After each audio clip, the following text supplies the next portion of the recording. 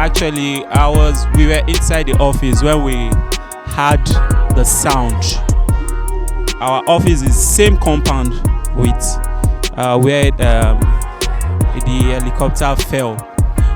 So we rushed outside when we heard the sound. Rushing outside, the gate was locked. The landlady was not around. So we tried forcing it inside so that we can really see what's really going on inside. When we were forcing it, some people had to go through the fence. They were able to open the gate and we went inside. And the first guy that was rescued was inside a kind of a round something and actually was still living though. So the second guy was really not, must have gone, but the third guy inside was hooked under the helicopter, and we tried to lift it up and we were able to bring the guy out. That was what really happened.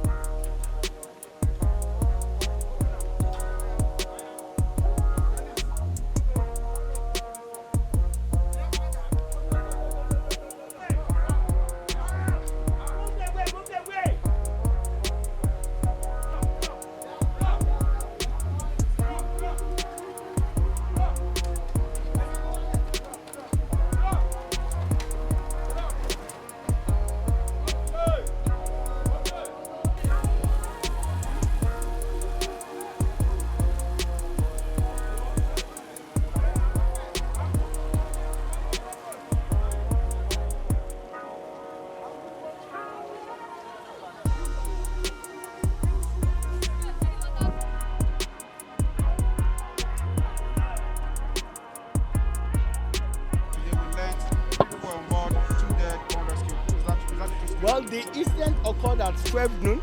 We activated our emergency response plan in Lagos State, and all the key stakeholders that are important in managing emergency moved to the scene. And with the combined efforts, we are able to rescue one alive, and the one is receiving adequate treatment at our Lagos State Teaching Hospital. Well, we sympathize to the beloved ones that lost their beloved ones. We recovered 2 bodies, and if you look at the impact, it was due to the impacts effects on these people, and their bodies were deposited in the mortuary. However, it is pertinent to note that our operation was swift, prompt, effective, and efficient, despite the fact that the incident occurred in a densely populated area, in a residential area, and there's a lot of pour of aviation fuel. We are able to prevent secondary complications such as fire, and our crowd control is well perfected. It was led by the Commissioner of Police and his team. They really assisted us on the crowd control. And the most beauty of all this is that After we have done the rescue, we commence the investigations immediately by inviting the AIB, NCAA, and the NEMA. The AIB and its stakeholders have carried out their investigations, preliminary investigations.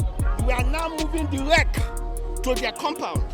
And you can see also that we've done the debriefing about what is going on. We are moving to the last phase. And the last phase is this. We are going to fumigate that area.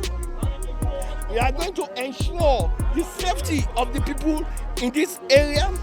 We appeal to the people living here to cooperate with us.